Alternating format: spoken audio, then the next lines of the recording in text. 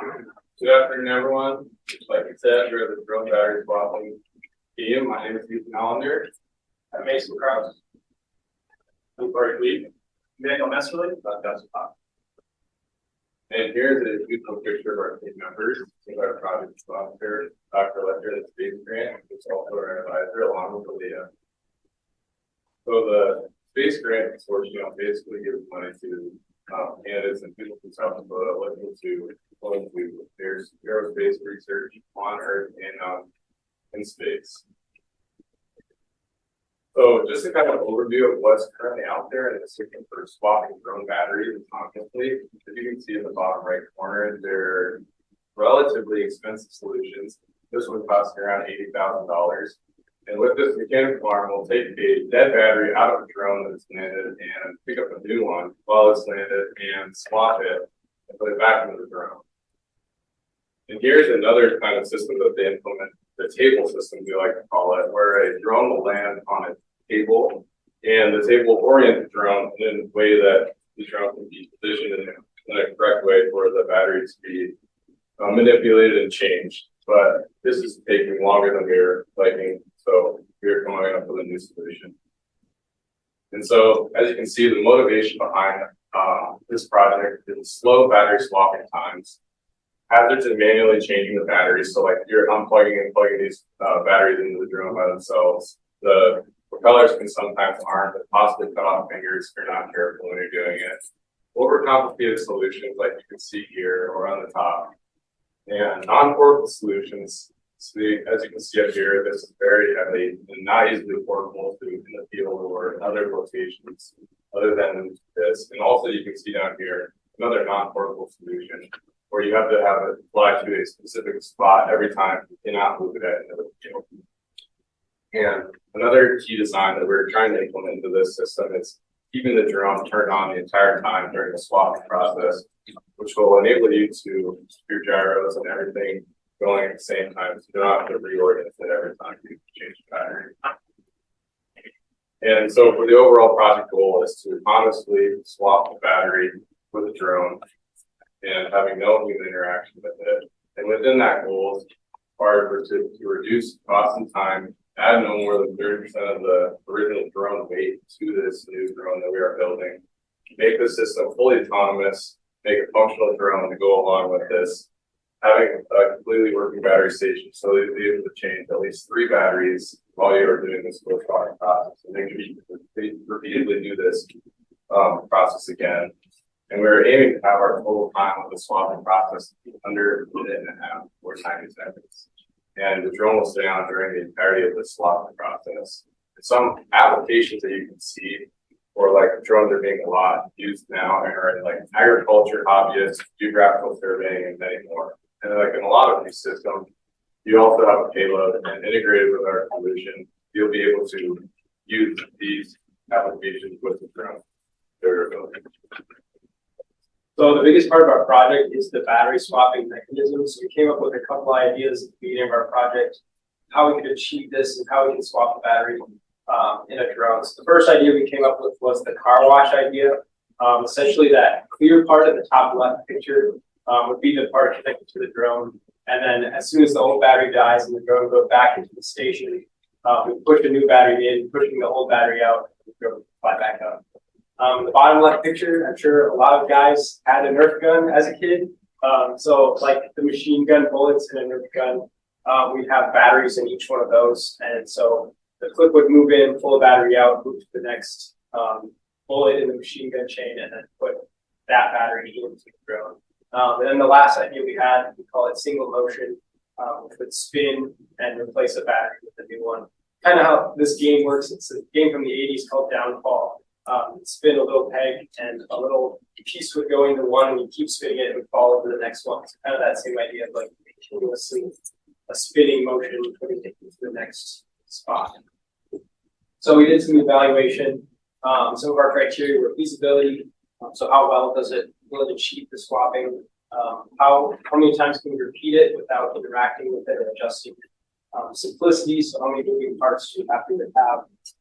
Ease of manufacturing, and time to swap. Of course, we want to minimize the time to swap. So the car wash idea, and ended up winning our little vote, and it was also the best idea because it achieved that goal of keeping the drone on the entire time. Yeah, so after we made that decision, we kind of started testing with this, and we made 2 iterations, which I've got here, one small mock-up, and then the full-size one, which would be that we used for the initial testing, because we had to size our linear actuator to push through our battery through our drone. And we did all that earlier, but I can kind of go through all the different little parts on this. So this would be the battery harness that would attach to the bottom of our drone, and this battery would have the actual battery in it with its proper connector connected on here. Then it would all fit under this nice coverage, and then our linear actuator would push the battery through into the drone. And just hold it in place with those, and that would also be the electrical contacts that would power from the all the way to the drone itself. So then after that decision, the next one we had to decide was how our drone was actually going to land and hold in place so we could make the swap happen pretty consistently. We had 4 big ideas for that. We had our pyramid idea, the 4 corners, the table method that we showed earlier in the state of the art, and then also a spiral idea. So the pyramid method would have a modified drone that has 4 legs or arms that would kind of center itself inside that pyramid as it came down and landed, and then the battery swap would happen underneath. And that could also have room for a payload underneath the drone that would fall in between those 4 kind of walls that support the drone. And this one was nice because it allows for some rotation and some translational air when it lands. But the next idea, the 4 corners, probably solidifies the drone in place the most, but it doesn't have as much room for rotational air. It's probably got about half as much as the pyramid. And then the table, like we talked about before, it takes a lot of time, but you can land it anywhere, but it has to move into place for a swap to actually happen. So it's got to move and waste all that time every time. And then the spiral idea would have a lot of room for rotational air, but it would be really hard for it to take off after. When we went and actually crunched the numbers, and some of the criteria we used were simplicity of build, correct alignment, little drone movement, room for landing air, and then the success rate of the landing. And when we went through all those numbers, we ended up picking pyramid. So here's our drone model. We decided to kind of take an idea from a drone that's already out there. We didn't want to reinvent the wheel. So we decided to go with these parts for our drone and just modify them a little bit, as Justin was talking about with the pyramid landing system. We added some legs onto the bottom of our drone in a place that was under the motors, so it wouldn't be affecting too much of the airflow for the drone flight. So those legs fit into the corners of the pyramid landing pad that we designed. So you can see in that bottom right picture, the black legs kind of fitting into that angle. And then the battery harness is also attached to the bottom of this. So here we have a model of the station that the drone will be landing on, a cross-sectional view. Right now it stands at 4.5 feet long and 1.5 feet wide. We have a linear actuator in the back, and then the green piece is our magazine that will hold our 4 batteries. They'll be inserted into the drone. And then on the back side, we had a roller to move those dead batteries into another magazine. Both magazines being easily removed to take to be charged. And here's an animation of how it's going to work. So the drone lands in the funnel, centering itself. And then the linear actuator activates. We're probably going to be using a laser like a garage door sensor to make sure you don't get crushed by a garage door to send a signal to our Arduino to put the process in motion, moving the battery into the drone and then moving that dead battery out into the spent magazine. Okay, so the whole idea of this project hinges upon the idea of being able to land the drone precisely inside of the station. And within the industry, this is kind of considered an age-old problem because as drones get closer to the ground, the propellers push the air that starts to interact with the ground. And the closer to the ground you get, the more shaky the drone becomes. It's also true that drones have sort of limited ability to position themselves, and that also makes it hard to land. So there's 2 ways that we're trying to solve this problem. The first is RTK GPS, which I'll talk about, and then the second is a camera. So RTK GPS stands for real-time kinetics. The way this works is up here you have the drone. All this stuff is mounted on the drone. And then down here, this is kind of all connected to the computer. On the drone, there will be a GPS receiver. That's that here, that circle right here. This is communicating with satellites, and it's letting the know where the drone is relatively. It's within a few meters. We also have satellite connections with this base here, and this allows us to get, because we have infinite time and the base is not moving, we can get a very precise position of where the base is. So because we have satellites speaking to both the drone and satellites speaking to the base, we can use these telemetry modules to talk between the base and the drone to get real-time updates of positions. So inside of the drone, there'll be like gyroscopes and accelerometers, and that information can get translated through the telemetry to the base, which will very, very precisely give us positioning of the drone. So what this is marketed as centimeter level precision. So earlier this morning, we got out in the field and we landed, and we achieved what was called RTK fix, which basically means it's working properly. It's very, very precise, within a few centimeters. This screen shows what I see on my computer on that base station when we're connected to satellites. So these bars here they look like batteries, but what it really is it's above this red line, it means I have satellite connection. And you can see up here we're connected to two satellite systems. The 31 satellites that belong to the US GPS system that you've probably heard about, and then the GLONASS system. So that's why those two are both green. So we have satellite connection on the base, we have satellite connection on the receiver, and they're talking. Next week, we'll be trying to test this out, and we're very optimistic. The second option that we're exploring, and we've tested this a little bit, is with a 3D camera. So we ordered this camera, it's in, we just haven't had time to really get testing with it. It's a fisheye camera, so what that means is it sees from two positions, and it's able to take depth measurements. And what that allows us to do is read this right here, which is called an April tag. What we'll end up doing is setting up a computer program on a small mounted computer on the drone, which will connect right to the battery, so we'll connect to the camera. So we'll go from camera to computer to flight controller. And what that will do is take real-time, basically processing the data where this tag is in our vision, and we can move our drone to very precisely land. So that would be landing right on that tag. These tags would be mounted onto the station, and between GPS and RT, or between the camera and the RTK, we'll take whichever one works well. And this is a little bit from our Gantt chart. So we've been testing pretty recently with all of this, the battery swap, and we'll finalize our SolidWorks model, getting all of our fasteners down, and we'll begin to order parts. Then we'll begin the manufacturing process next semester. And we also have our critical design review coming up next. Our bill of materials, this is just for the drone. Total is around $1,500. Most expensive parts are our batteries. We need 4 of them to clear system.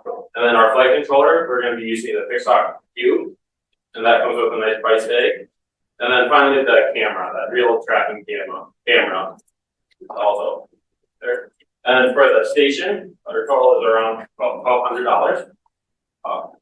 The biggest parts of this are the aluminum tubing for all the framing, and then the seating for all the sides to make it an enclosed station. Any questions? Your guys' contact springs, are you afraid that they might yield at some point, like for the point where they won't bend back to connect to the contacts? Maybe after a lot of fatigue, but like right now it's got a full pack on and it's like pretty solid. And we only have 5 on here right now. We were thinking about extending the strip up, maybe having 2 rows that even eliminate even more of the stress on them.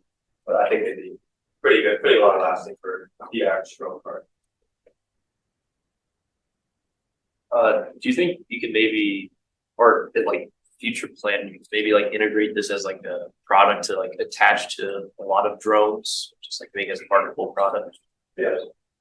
Yeah, I think this is the future. For one, you mentioned the fleets of drones.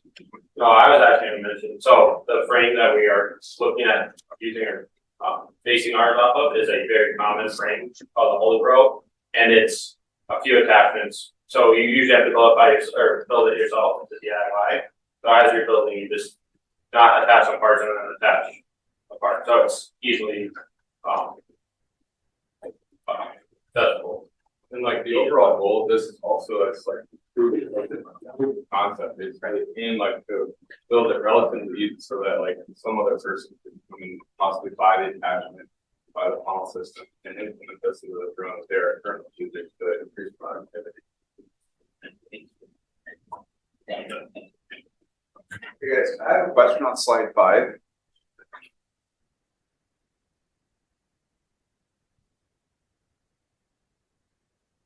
First, just want to say nice presentation and kind of educating a little bit about the drones. I like the solution because you're saying that your proposed solution is solving the problem that the drone can't remain active during the battery swap process. And that makes sense because if it's inactive, you're going to lose the user will have to redefine all the gyroscopic features.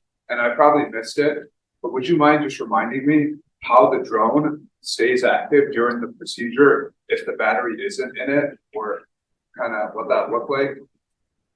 So when our swap actually takes place, this is just one of our battery cartridges. So we have 4 in our whole system. So when the drone comes out and lands, this will be full. This will have 1 battery in it already.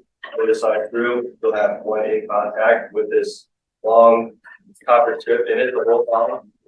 So you'll always kind of have power going up to the drone. So like these 2 batteries will basically be sitting in parallel while it's swapping. So it'll always be 1 in contact with the spring. Okay, great. How big is that apparatus? The funnel is 14.5 inches long, I believe. It's a 14-inch funnel, the whole station is 4.5 feet long. Well, another idea, like the idea of this is what we talked about. It's like a lot of the ag engineers, they're talking about how they would really love to have something that was easily movable and to put in the back of the truck and be able to implicate this with its brain system. So with that, we came up with this design that used to be tethered down to the back of a trailer or a pickup truck that would easily be movable and powered remotely. And on that, we're aiming for under 50 pounds for the station. So also just those for people to live in. So since you're doing this battery swapping, so they're gonna have 2 batteries in series. Are you afraid that you're gonna have too much power and then fry your system, or? They just be parallel. I haven't looked into it a ton yet, but one thing we were worried about is when we have 2 and then the current could jump across the spring between the 2 batteries. So they might kind of track voltage levels since one is higher and one is lower. We could just throw in a diode between the battery. These have a wire, so like this wire we could throw a diode in front of it or something to make sure we only limit the current to go one way, but we could kind of figure that out. Or we'd split the contact in half so they don't have the 2 actual batteries interacting with each other, but only both going. You might have already said this, but does the battery get recharged in the system or do you have to replace it? So the battery will be moved into a dead side magazine, which you can remove, and then you will have to charge them externally. Please. And then for future plans, we have discussed about charging within the system.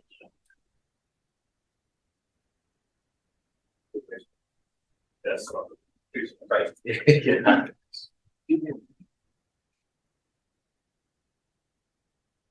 Any other questions for this team? If not, good job.